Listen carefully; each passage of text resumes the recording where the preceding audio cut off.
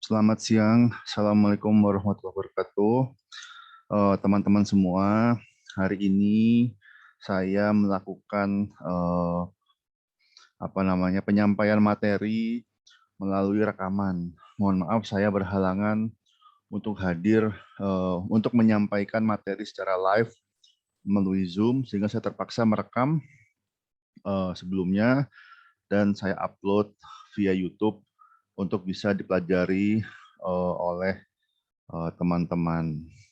Oke, jadi hari ini kita membahas di pertemuan ke-10 membahas tentang literatur review dan juga formulasi teori.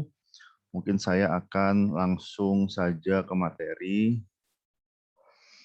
Oke, jadi ini hari ini literature review, theoretical framework, and hypothesis development. Oke, jadi mungkin pertama-tama kita membahas tentang melakukan literatur review atau kajian pustaka. Di sini ada panduan sederhana dari Galvan 2006 terkait step by step bagaimana pendekatan yang bisa kita lakukan untuk menulis sebuah kajian pustaka. Jadi kajian pustaka ini sendiri adalah bagian yang tidak terpisahkan ya dalam sebuah riset kuantitatif, karena kita terutama yang menguji hipotesis empiris secara empiris. Di sini kita membutuhkan kajian pustaka di bab 2. Langkah pertama adalah mengidentifikasi literatur yang akan kita review. Jadi sebelum kita memulai melakukan kajian pustaka, kita harus terlebih dahulu mengumpulkan. Jadi kita tahu keywords-nya apa, kita tahu jurnalnya apa saja, kita kumpulkan, kita sortir, kemudian mungkin kita urutkan. Biasanya urutkan berdasarkan topik atau berdasarkan tahun. Setelah itu langkah kedua adalah kita analisis. Di analisis ini kita lihat informasi-informasi penting dari masing-masing artikel jurnal atau sumber. Misalnya variabelnya apa, temuannya seperti apa, kemudian mungkin informasi penting lainnya ya nama penulis dan tahun. Ini akan kita gunakan juga untuk biasanya untuk pengembangan hipotesis. Jadi ketika pengembangan hipotesis kita harus menyampaikan juga latar belakang teori atau landasan dari penelitian sebelumnya. Setelah itu kita merangkum hasil kajian pustaka kita, hasil analisis pustaka kita dalam sebuah tabel. Jadi pada tahap kedua ini kita sudah merangkum isi jurnal. Jadi kita tidak usah semua isi jurnal kita copy atau kita ambil, enggak.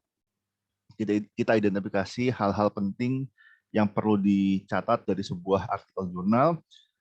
Kita lakukan untuk beberapa artikel jurnal, setelah itu kita rangkum dalam sebuah tabel. Kemudian dalam sebuah tabel kita lihat, kita kontraskan persamaan dan perbedaan, setelah itu kita sintesiskan. Yang dimaksud dengan sintesis itu kita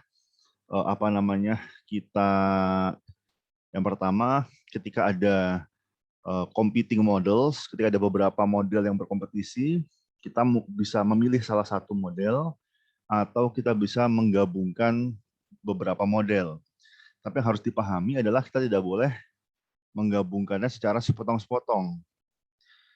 Yang bisa kita lakukan untuk sintesis adalah kita memilih satu jurnal rujukan utama, kemudian kita kembangkan jurnal rujukan tersebut, model penelitian dari jurnal rujukan utama tersebut dengan menambahkan beberapa hipotesis yang kita ambil dari jurnal acuan pendukung.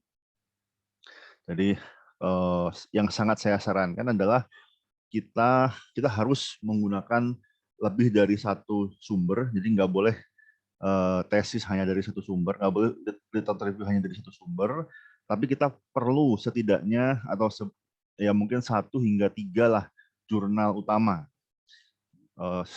Kalau 3 artinya itu modelnya sudah sangat kompleks. Jadi Jurnal utama itu jurnal yang kita ambil modelnya secara keseluruhan, tidak kita potong-potong. Jadi nggak boleh kita ambil setengah-setengah. Kita rujuk semuanya. Nah, kemudian jurnal pendukung itu menambahkan atau mengembangkan. Mengembangkan apa? Mengembangkan misalnya menambahkan variabel independen atau variabel penjelas yang tidak di-include dari model rujukan utama. Atau kita mengextend, misalnya rujukan utama kita hanya sampai customer engagement, kemudian kita kembangkan hingga purchase intention, itu juga boleh dilakukan.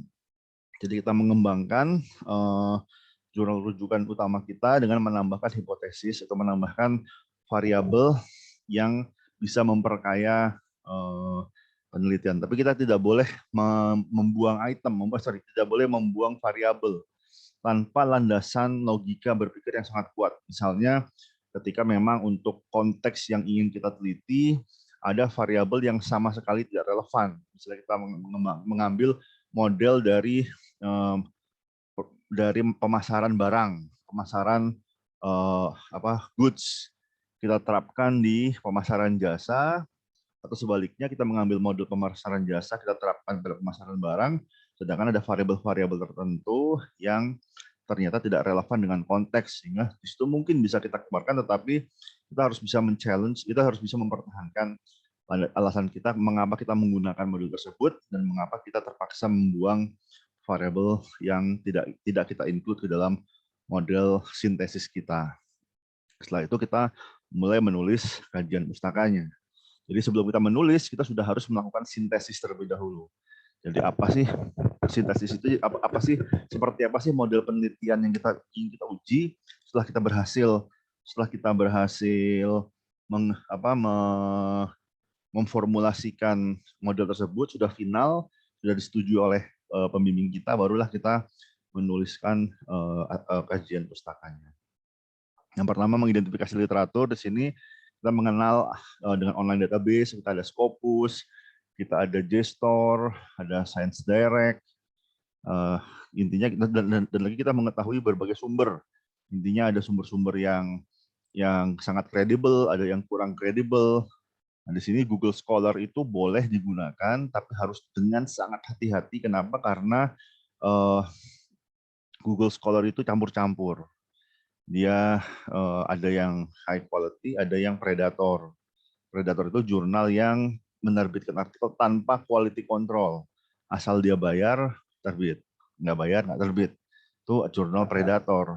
Nah, sehingga kita harus sangat hati-hati ketika menggunakan Google Scholar. Nah, tapi untuk JSTOR, untuk Scopus, untuk Science Direct itu biasanya sudah tersaring. Jadi jarang sekali ada jurnal predator yang bisa masuk ke database tersebut. Kemudian kita impor referensi kita ada daftarnya dalam sebuah mungkin Excel yang terpisah. Kita analisis, kita lihat apa overview-nya, kita lihat topik-topiknya, kita lihat kronologisnya.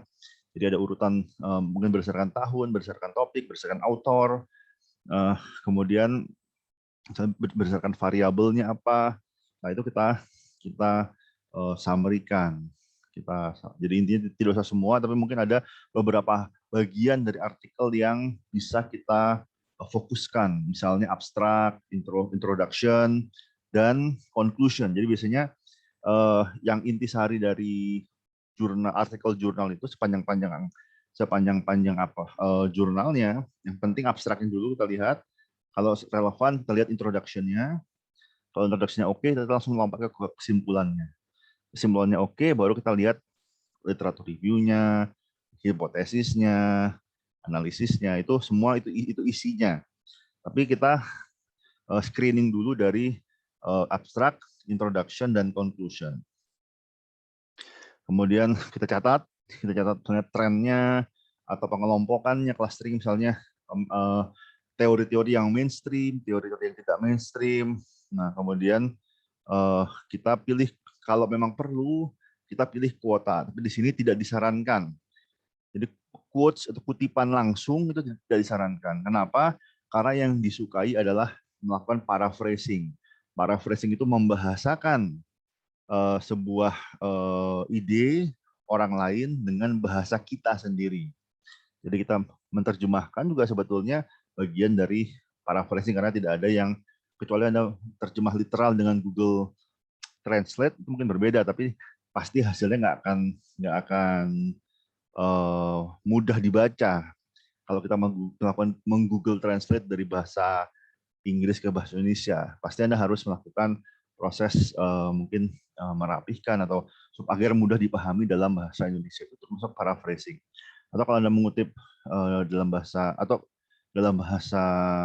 Indonesia, Anda harus mengutipnya dengan bahasa Anda sendiri. Nah, jadi kalau direct quotes itu sangat-sangat jarang, kecuali memang itu kutipan dari seorang pakar atau guru di bidangnya, itu mungkin diperbolehkan, tapi jangan terlalu banyak. Itu kutipan langsung, atau kalau enggak, kita di poin-poin yang ingin Anda paraphrasing ini, bagian-bagian yang penting, ide-ide yang penting, boleh Anda copy, tapi Anda kasih tanda bahwa ini tidak boleh langsung di copy paste, tapi harus di paraphrasing terlebih dahulu sebelum bisa dipindahkan ke dalam naskah Anda. Kenapa? Anda tidak ingin terkena tuduhan plagiarism. Itu akan muncul di Turnitin, atau nanti ketika di jurnal, di Clarivate, pasti akan ada, atau di Authenticate pasti akan ada terindikasi plagiarism. Kemudian identifikasi gap di literatur, kita sudah membahas kemarin, ada gap spotting. Gap spotting itu oke, walaupun kalau kita melakukan penelitian hanya berbasis gap spotting, kita nggak akan melakukan penelitian yang menarik. Jadi, tapi kita boleh melakukan gap spotting. Tidak hanya gap spotting, kita mengidentifikasi paradigma atau asumsi-asumsi dari literatur yang bisa kita challenge. Itu juga termasuk bagian dari kajian pustaka. Kemudian kita fokus pada topik, jangan melebar, walaupun kadang-kadang topik yang kita teliti memang lebar, tapi jangan sampai kita terlalu melebar. Bahkan kalau bisa kita semakin spesifik. Jadi ada proses funneling. Ketika kita melakukan kajian pustaka, kita mulai dari topik-topik umum ke topik yang semakin spesifik. Yang terakhir, kita mengevaluasi referensi kita, mengevaluasi kualitasnya dan isinya, sehingga kita dan kecukupannya. Kalau sudah cukup, ya udah kita stop. Kalau kita nggak berhenti, kita terus mengumpulkan referensi, kita tidak ada kesempatan untuk menulis. Jadi di sini kita cukupkan setelah membaca artikel ke-40, ke-50, mungkin ke-100, udah stop. Kita sekarang fokus ke menulis kajian pustaka, menulis bab 2. Kemudian merangkum literatur dalam sebuah tabel atau konsep map. Jadi sebenarnya lebih mudah tabel ya, kalau konsep itu kurang umum sebenarnya, kecuali di beberapa bidang ilmu. Tapi intinya kita rangkum, kita ringkas literatur yang sudah ada dalam sebuah tabel. Nanti di jurnal yang saya lampirkan, jadi saya juga melampirkan materi hari ini dan juga jurnal pemicu diskusi di Emas. Nanti silahkan Anda lihat di situ, Anda baca, itu artikel dari Ibu Cici ya, Ibu Sri Rahayu Hijrahati, terkait dengan literatur review, tapi menggunakan text mining, text analytics yang cukup menarik. Dan dilihat di situ salah satunya ada contoh summary dari literatur dalam sebuah tabel atau konsep map format. Di sini kita bisa membuat tabel yang berisi definisi dari key terms, istilah-istilah umum, konsep-konsep, dan intinya variabel-variabel yang kita teliti, kemudian time frame-nya seperti apa, misalnya dari 40 tahun yang lalu, beberapa topik sudah ada penelitiannya sejak beberapa dekade sebelumnya. Itu mungkin kita bisa melakukan kajian historis perkembangan atau evolusi dari sebuah topik. Kemudian metode riset apa yang digunakan, kemudian kesimpulan atau rangkuman dari hasil penelitian seperti apa. Terus di sini kita sintesiskan, kita memahami apa tujuan kita menulis sebuah literatur review dan bagaimana kita menggabungkan catatan-catatan kita menjadi sebuah kajian pustaka yang koheren. Kita punya sebuah topik outline, dan kita punya argumen. Artinya kita menulis kajian pustaka itu nggak sekedar merangkum, tidak sekedar merangkum, tapi ada sebuah argumen yang ingin kita bangun. Misalnya ketika saya melakukan kajian pustaka, saya pernah mengatakan penelitian saya terkait dengan pembelian dalam aplikasi secara impulsif. Nah, di situ saya membangun argumen bahwa mainstream penelitian adalah menggunakan teori perilaku terencana. Jadi ada sebuah tabel ekstensif terkait dengan penelitian tentang perilaku terencana. Tapi saya jelaskan juga bahwa ada penelitian-penelitian yang tidak menggunakan asumsi perilaku terencana. Kemudian itu menjadi poin saya bahwa bahwa masih sedikit atau masih belum banyak penelitian yang menggunakan teori asumsi perilaku yang tidak terencana. Setelah itu saya juga melakukan problematisasi, men-challenge asumsi dari mainstream yang mengasumsikan bahwa pembelian dalam aplikasi itu adalah perilaku terencana. Oke, kemudian di sini ada melihat perbandingan antar penelitian, misalnya ada yang positif, ada yang negatif, ada yang signifikan, ada yang nggak signifikan. Kemudian mengidentifikasi gap. Jadi gap di sini apakah ada konteks tertentu yang belum diteliti, atau ada variabel tertentu yang kurang diteliti, ataukah ada hasil temuan yang conflicting. Jadi ada confusion gap, ada neglect gap, ada applied gap. Itu bagian dari kajian pustaka juga begitu. Nah, kalau problematisasi dilakukan selangkah dari itu, ada assumption gap. Jadi ada gap dari asumsi apa yang sudah kita terima sebagai kebenaran, padahal mungkin masih bisa dikaji ulang asumsinya. Kemudian kita mensintesiskan literatur untuk mendeskripsikan teori-teori apa yang relevan dan apa yang tidak relevan. Mungkin kita rencanakan conclusion-nya dan implikasi dari kajian pustaka kita. Dan kemudian kita suggest, jadi ada scientific direction. Jadi saran untuk penelitian selanjutnya. Itu salah satu outcome dari kajian pustaka. Oke, kemudian terakhir menulis artikel. Mungkin ini bisa dilihat sendiri. Intinya ya tadi kalau kita sudah melakukan hal-hal yang seluruh analisis kajian pustaka kalau nggak ditulis ya percuma. Kita menulis, kita lengkapi poin-poinnya, mungkin outline-nya sudah kita kembangkan dari step 1 hingga step 4. Nah, sekarang di step 5 kita mengisi fill in the blanks, kita tulis kajian pustakanya, tapi kita jangan, di sini ada beberapa tips dari Suksekaran dan Bogi.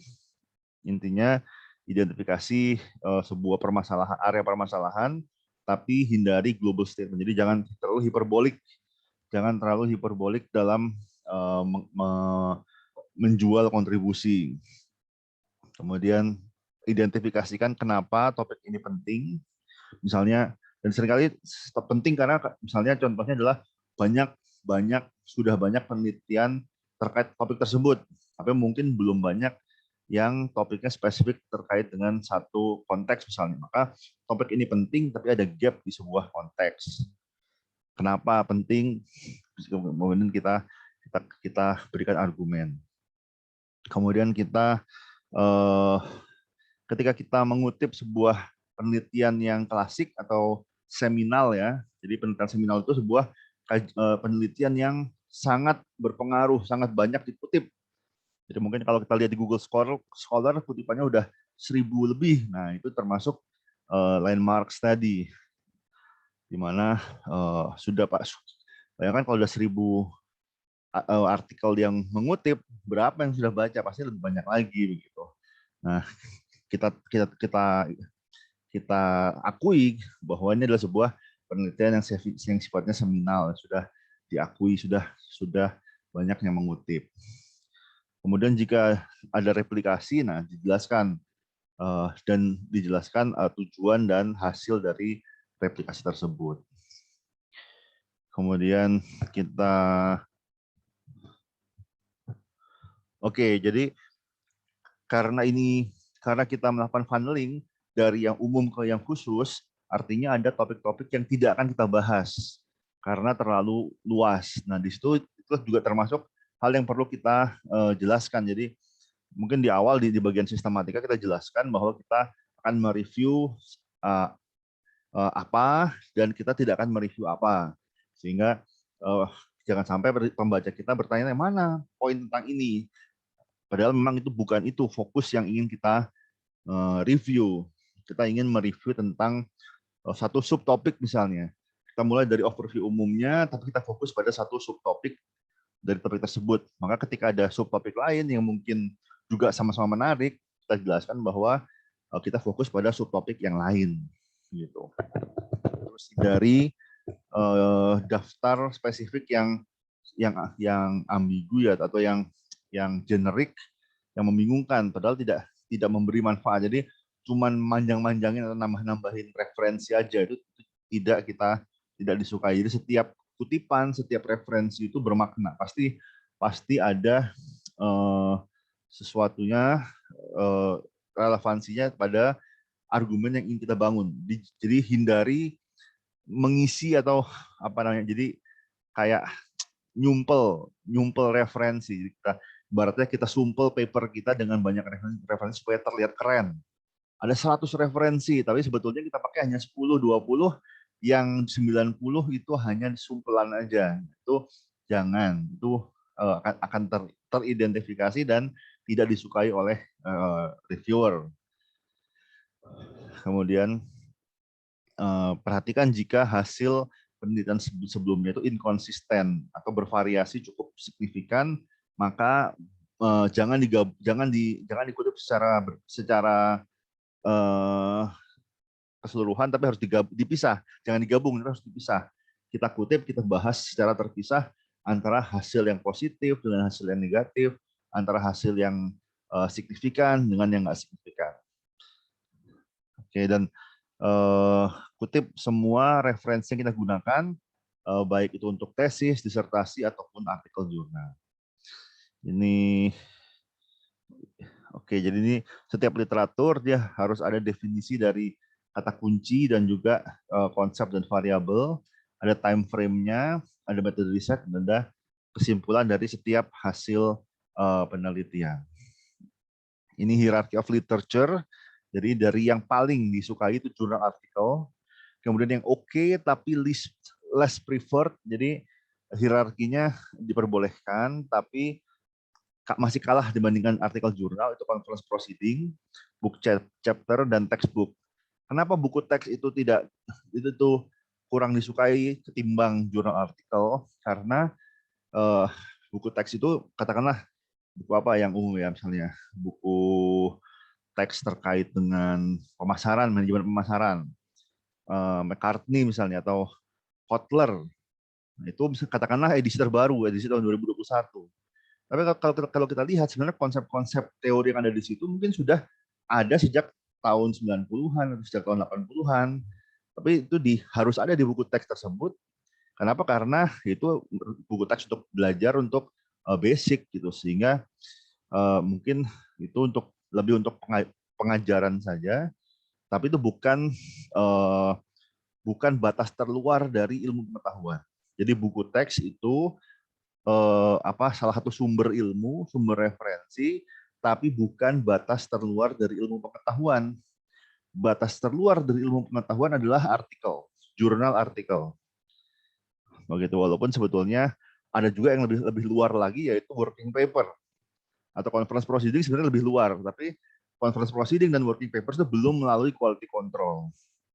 Jadi jurnal artikel itu ada di batas luar, tapi sudah quality control dengan peer review, dengan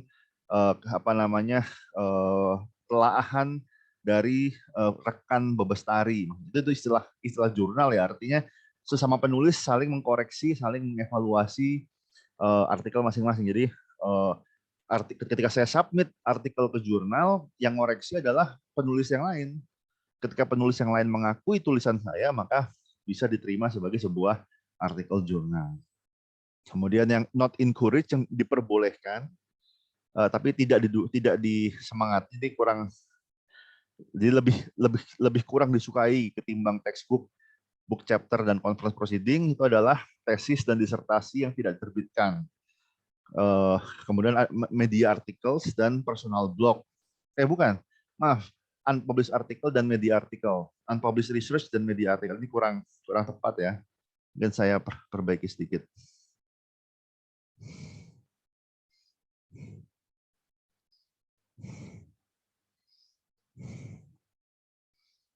Oke. Jadi unpublished research, kenapa? Karena dia sebenarnya belum terbitkan, walaupun sudah melalui sidang, sudah melalui penguji, tapi untuk terbit itu biasanya butuh quality control yang lebih tajam.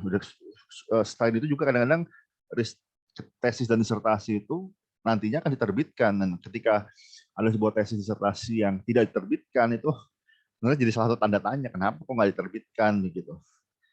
Walaupun tidak ditolak, jadi artinya diperbolehkan, tapi jangan terlalu banyak, karena selain kualitas dari tesis disertasi itu juga diragukan dibanding dengan artikel jurnal. Yang kedua adalah kita kadang-kadang menjadi semacam persepsi negatif juga. Jadi ada bias ketika pembaca melihat ini sebuah tesis, tapi banyak rujukannya adalah tesis juga atau bahkan skripsi. Nah, itu sebetulnya sesuatu yang tidak disukai. Jadi saran saya, kalau terpaksa boleh, tapi kalau bisa jangan. Demikian juga untuk media articles.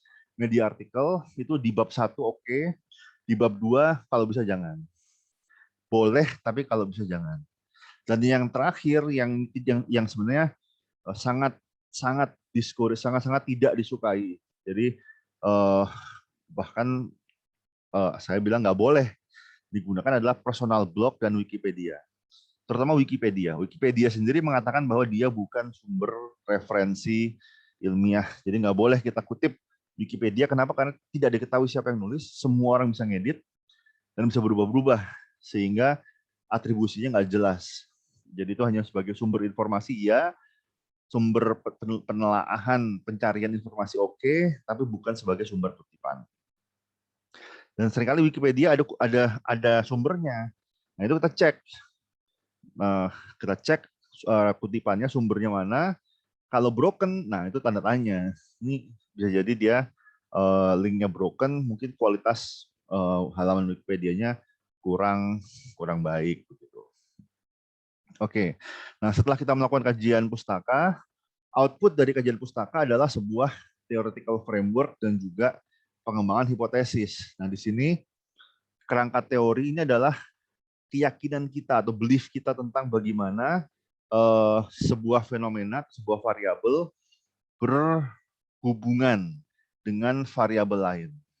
Jadi ini keyakinan kita tentang hubungan sebab akibat antar variabel dan penjelasan kenapa kita meyakini bahwa variabel ini berhubungan. Jadi ada sebuah teori. Jadi dari sebuah kerangka teori ini kita mengangkat sebuah teori yang menjelaskan hubungan sebab akibat yang kita yakini atau kita duga ada di fenomena yang ingin kita teliti. Jadi ada 3 komponen dari theoretical framework. Pertama harus ada variabelnya, variabel independen dan dependent. Sebetulnya ada 4.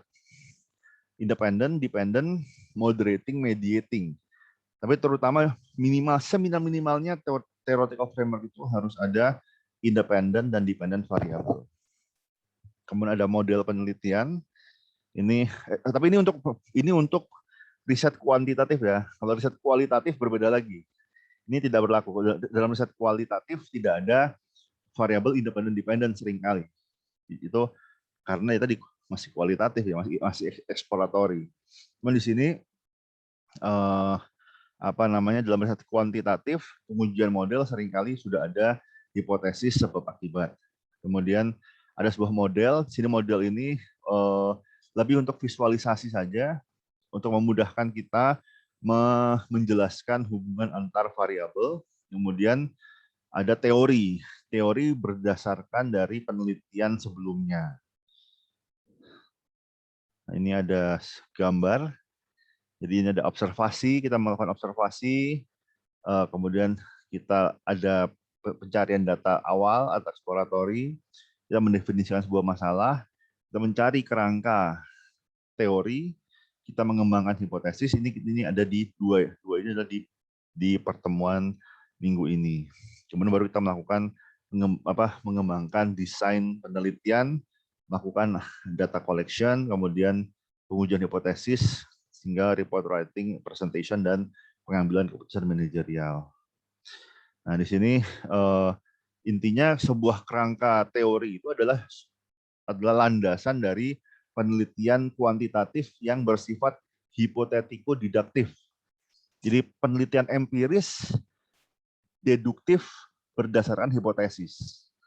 Kalau misalnya ini kalau penelitian kita bukan penelitian hipotetis deduktif, maka kita tidak perlu, ya kita masih perlu sebenarnya, tapi tidak terlalu perlu theoretical framework.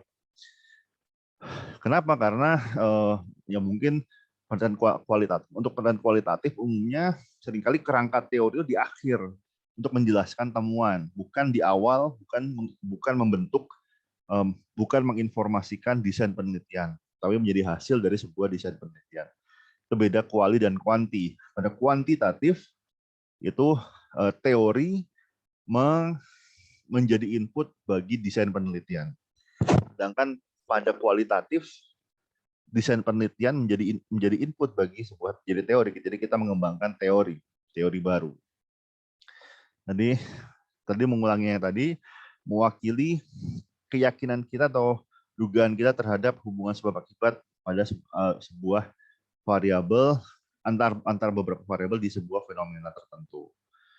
Di sini proses mengembangkan model kerangka teori, kita pertama mengidentifikasi konsep, definisi dari konsep ini overlap dengan teori ya, dengan kajian pustaka ya, maaf. Di kajian pustaka kita menjelaskan definisi dari kata kunci dan konsep-konsep. Nah, hal itu juga sama kita butuhkan di theoretical framework. Mengembangkan sebuah model konseptual yang mendeskripsikan teori kita, kemudian di sini mengembangkan atau memilih sebuah teori yang memberikan penjelasan terhadap hubungan sebab akibat yang kita hipotesiskan. Oke, nah untuk teori tadi salah satu komponen teori adalah adanya variabel. Variabel itu adalah sesuatu yang bervariasi, berbeda dengan konstanta, sesuatu yang konstan, yang tidak berubah, yang tidak berubah-ubah itu disebut konstanta, tidak relevan bagi sebuah penelitian. Karena dalam sebuah penelitian, dalam sebuah teori, kita justru melihat perubahan, melihat perbedaan. Sehingga kita membutuhkan variasi. Di sini adanya sebuah variasi yang menjadikan sesuatu itu sebuah variabel. Nah, jadi yang relevan bagi sebuah penelitian itu adalah variabel, sesuatu yang memungkinkan untuk bervariasi. Ketika tidak ada variasi, tidak ada penelitian. Misalnya kita ingin meneliti kepuasan kinerja, tapi semuanya sudah puas, maka ya susah diteliti secara kuantitatif ya. Baru bisa kita teliti secara kuantitatif kalau ada yang puas, ada yang tidak puas, ada yang setengah-setengah puasnya, baru kita bisa teliti secara kuantitatif pola hubungan sebab akibatnya. Contohnya production unit, absenteeism, motivation, untuk marketing misalnya kepuasan konsumen, purchase intention, misalnya perilaku pembelian, word of mouth, dan seterusnya. Itu contoh variabel. Kemudian, nah tipe-tipe variabel tergantung dari hubungan antar variabel dari hipotesisnya atau dari teorinya. Nah, di sini ada 4, tadi saya katakan ada 4 jenis, ada lebih dari 4 sebetulnya, tapi yang paling dasar ada 4. Yang pertama adalah dependent variable, variabel yang ingin kita jelaskan. Jadi variabel yang ingin kita jelaskan dapat juga disebut konsekuensi. Ini variable of primary interest, variabel yang menjadi perhatian utama dari peneliti. Dan ini biasanya diturunkan dari perumusan masalah. Apa permasalahannya? Penjualan, oke, purchase intention misalnya turun. Atau apa permasalahannya? Loyalty atau konsumen sering pindah-pindah merek, maka turunkan jadi customer loyalty. Apa permasalahannya? Karyawan kepuasan konsumen, misalnya kita turunkan kepuasan konsumen. Jadi variabel dependent itu diturunkan dari perumusan masalah, dari problem identification.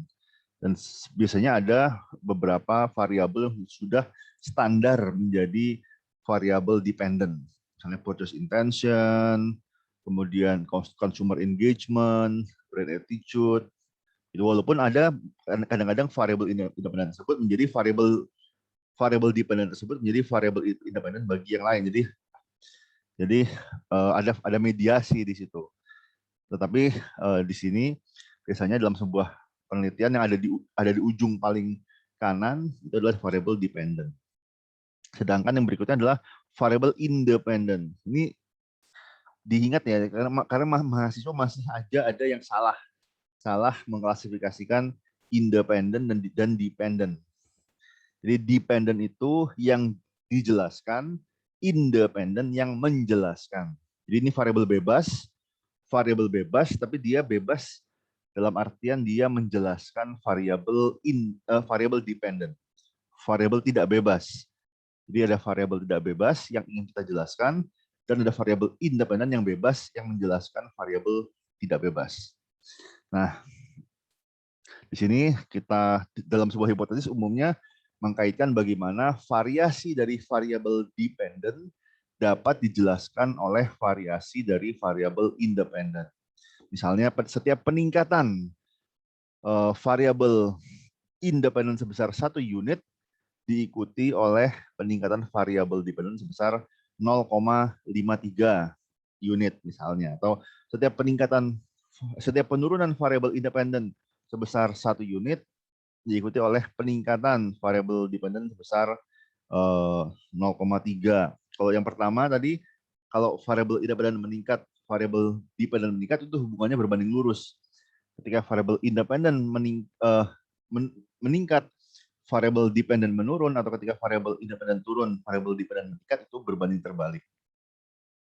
Nah, itu termasuk bagian hipotesis. Jadi beberapa hipotesis mengatakan dalam bentuk ketika X naik, Y juga naik. Ketika X turun, Y juga turun.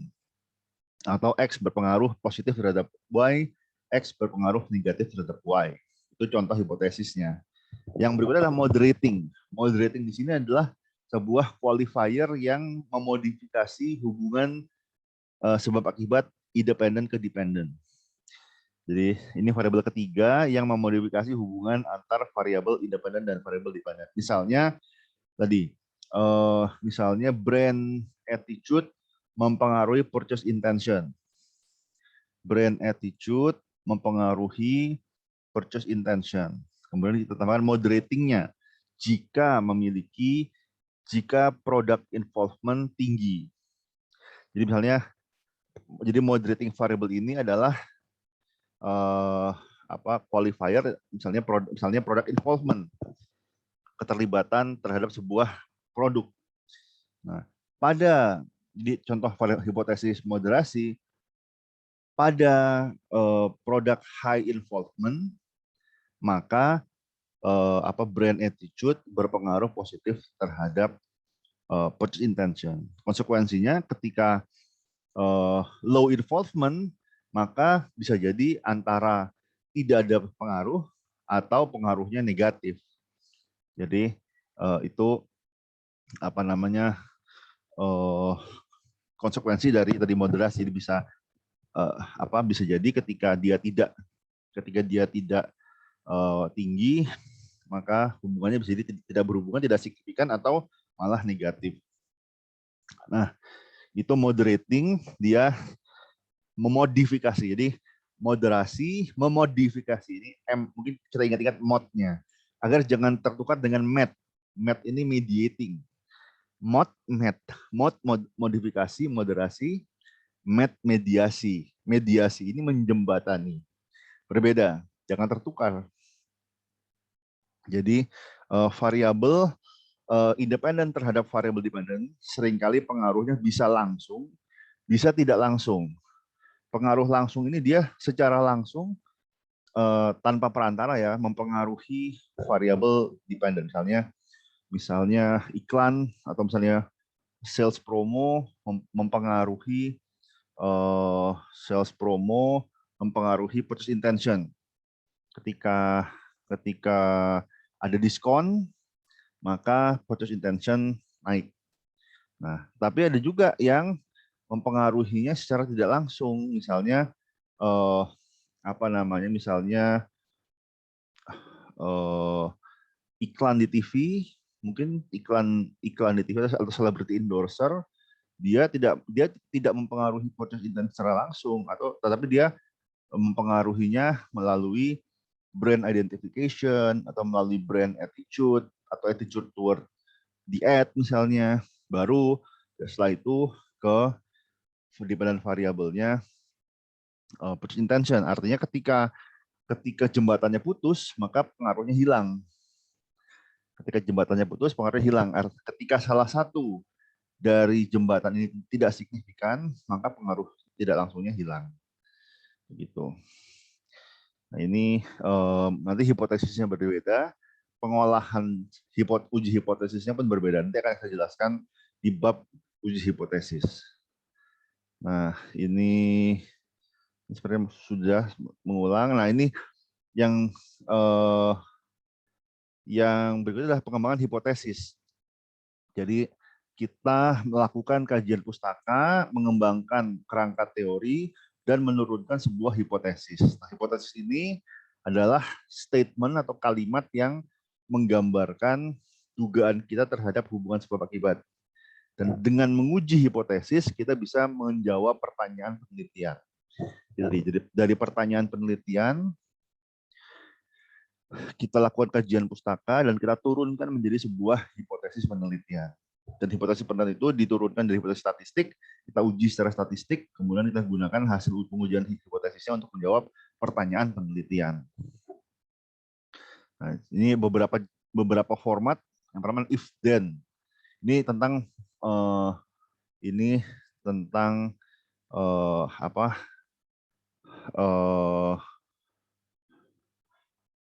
konjektur, jadi tentang conditional proposition. Ketika karyawan sehat, mereka akan lebih sedikit absennya. Ya make sense begitu. Jadi ketika karyawan sakit, maka mereka juga akan absen. Maka akan sering absennya. Atau mungkin if the employees are happy, then they will take less sick leave. Jadi karyawan yang happy, yang satisfied akan lebih sedikit absen. Atau mungkin untuk konsumen, ketika konsumen puas, maka mereka akan loyal, gitu. Mereka akan terus membeli produk tersebut. Yang kedua adalah directional. Ini directional ini sudah ada arahnya. Mungkin saya pause sebentar ya. Oke, kita lanjutkan lagi. Mohon maaf. Jadi hipotesis yang kedua adalah hipotesis yang directional, yang memiliki arah, dan juga ada hipotesis yang sebenarnya non-directional. Directional hipotesis misalnya positif atau negatif, jadi berbanding lurus atau berbanding terbalik. X berpengaruh positif terhadap Y, artinya X berpengaruh berbanding lurus terhadap Y. Jadi semakin tinggi X, maka semakin tinggi pula Y. Ada juga yang non-directional, di sini ada hubungan, ada pengaruh, tetapi tidak dikatakan apakah pengaruhnya positif atau negatif. Ini berangkat dari literatur, ada beberapa literatur yang sudah spesifik ada arahnya, dan ada beberapa literatur yang belum ada arahnya. Apa bedanya? Nah, ketika pengujian hipotesis yang sudah directional itu menggunakan pengujian one tail, satu ekor. Jadi derajat penerimaannya lebih rendah, tapi harus searah. Jadi harus searah. Jadi misalnya T values untuk one tail 1,645, tapi harus searah positif atau negatif. Kalau berbeda arah, walaupun di atas 1,96, itu tetap ditolak. Sebaliknya non-directional yang tidak ada arahnya itu sifatnya two tail. Derajat penerimaannya lebih tinggi 1,96, tetapi boleh ke arah positif, boleh ke arah negatif. Jadi bisa diterima positif negatif selama T values-nya lebih besar dari 1,96. Ini contoh pengujian hipotesis untuk yang directional versus non-directional. Kemudian ada juga null and alternate hipotesis. Jadi null hipotesis itu kita menetapkan korelasi antara dua variabel apakah sama dengan nol. Jadi apakah ada perbedaan atau tidak ada perbedaan. Kalau ada perbedaan maka tidak sama dengan nol. Nah, biasanya ini null hipotesis itu yang ingin kita buktikan salah. Jadi misalnya kita ingin menguji hipotesis bahwa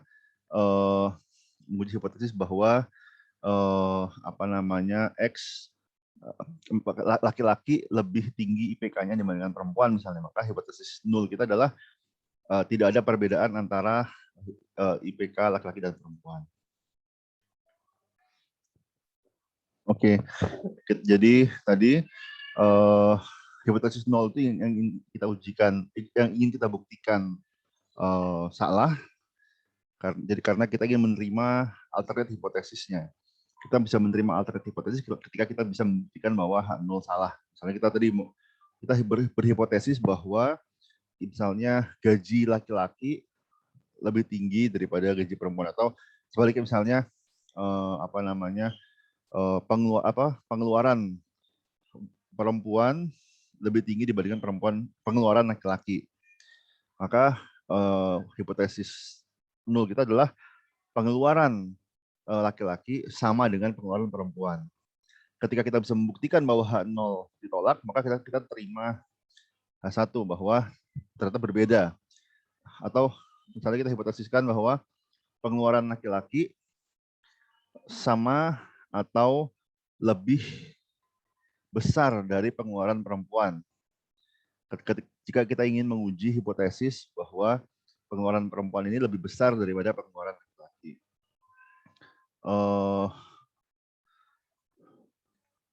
Oke, jadi di sini kita state null and alternate hypothesis, kemudian kita memilih statistik yang tergantung yang sesuai dengan hipotesis yang kita susun tadi. Mungkin itu untuk pertemuan hari ini. Mohon maaf tidak bisa melakukan secara live, jadi mungkin rekaman saja. Nanti jika ada pertanyaan silahkan ditanyakan melalui grup WhatsApp dan akan saya jawab di situ. Selebihnya kita akan melakukan pembelajaran proses diskusi juga melalui secara online. Jadi ada pemicu dan akan diemas akan saya pasang sesi forum untuk diskusi. Mungkin itu saja. Terima kasih banyak. Sampai jumpa minggu depan. Assalamualaikum warahmatullahi wabarakatuh.